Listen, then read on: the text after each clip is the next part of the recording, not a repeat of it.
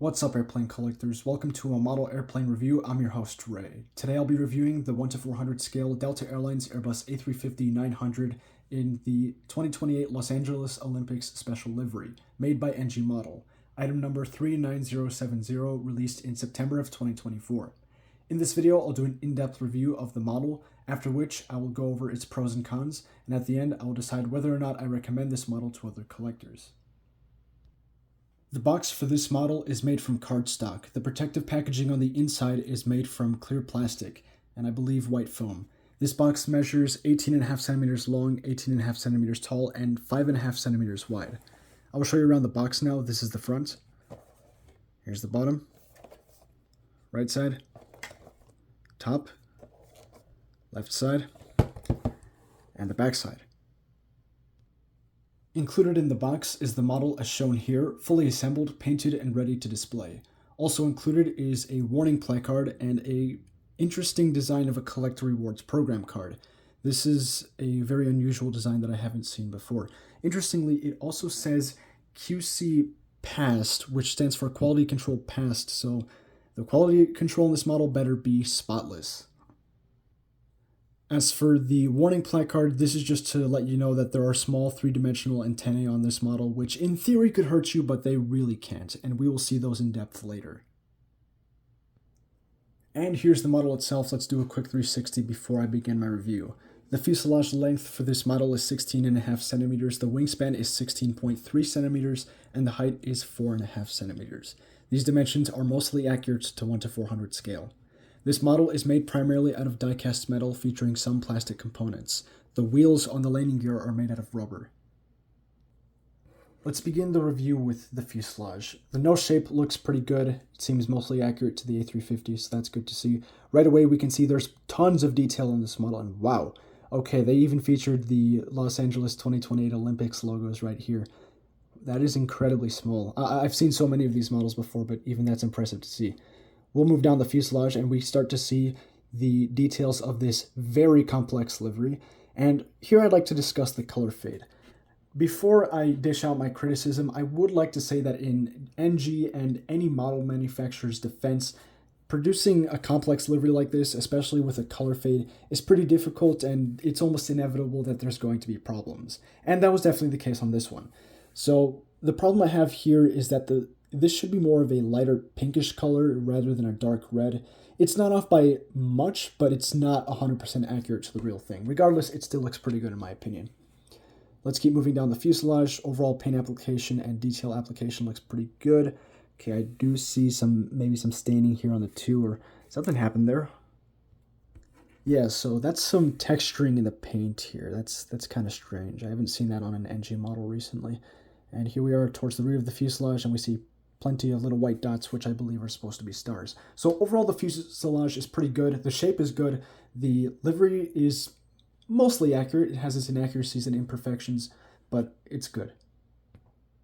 Here's the vertical stabilizer, and I believe I knocked the shot out of balance. But this looks pretty good as well. We do see some recessed control surface detail for the rudder right here where my pointer's going. The colors here look good. The Delta logo looks really good. No complaints. Here is the right side of the aircraft. It's largely the same as the left side, and everything I've said about the left side also applies to the right side, so I won't provide much commentary here, other than it's still really nicely detailed.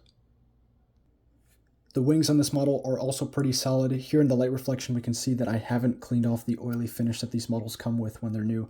But yeah, overall, the wings are really nice. Here we can see some recessed control surface detail for the trailing edge control surfaces. This looks pretty good.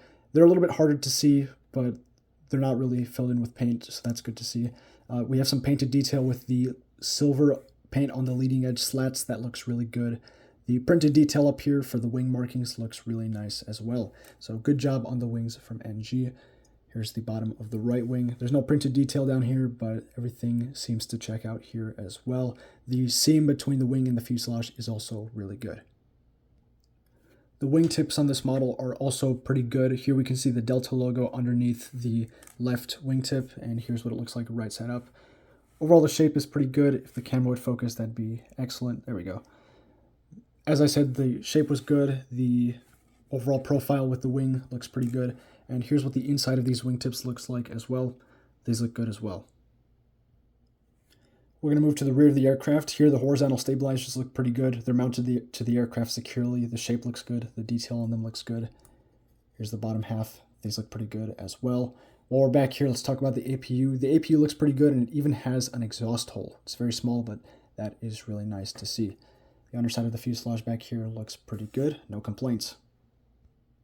The engines in this model are also pretty nice. Give me one moment. Let me try and find my pointer here. So yeah, there's lots of detail on them. The exhaust nozzle looks pretty good. It's painted a dark silver color. Looks really nice.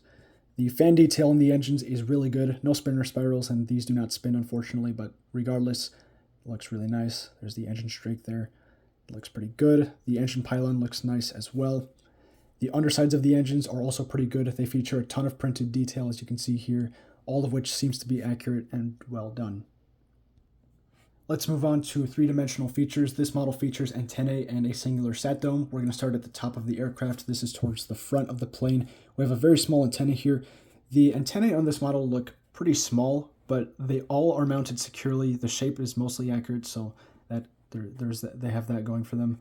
There's this antenna right here. There's the sat dome I was referring to. Seems pretty good.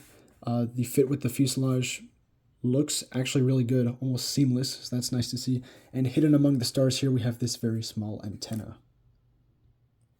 Here we see that all of the antennae and even the sat dome are centered on the fuselage, which is accurate, so that looks good. On the bottom of the aircraft, we have two of the larger antennas, even though these things are comically small. These, by the way, are the 3D details that the warning placard is referring to, these little things. And as you can see here, I'm poking at it with my fat finger, and it really isn't hurting. So you really have to mistreat the model in order for these to pose any sort of threat to you. But still, as always, be careful when handling your models. And we have another small antenna towards the rear of the aircraft here.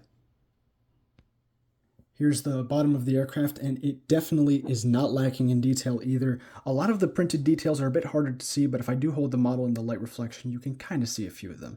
Still, at least the detail is there, and I think that's what matters, but I think everyone's attention is dedicated to this Los Angeles 2028 logo right there. That looks really good. The placement seems accurate. Unfortunately, though, the Delta title is cut off by the display stand hold, but it's nothing terrible. And back here, we already talked about, so yeah. Down here, everything seems to be in good order. The landing gear on this model is permanently extended, and the extended landing gear looks pretty good. I gotta be careful with this thing. I almost banged it against the table. But yeah, here we can see the main gear. The struts look pretty good. The wheels, as mentioned earlier, are made out of rubber, and they do roll, as you can see. So that's very nice.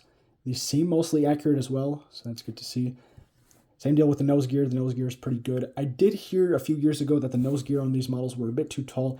This one, it might be a bit tall, but not by too much, so I think we can let that issue slide. Here's my signature steering contest. Engine clearance looks good, wing flex looks good, horizontal stabilizer flex looks good, vertical stabilizer looks almost perfectly up, cockpit window printing is good. There's no way that everything's good here. I haven't had that in a very long time, but it looks like that's the case. Way to go, NG. That concludes my review. Now let's go over the pros and cons. What does this model do well?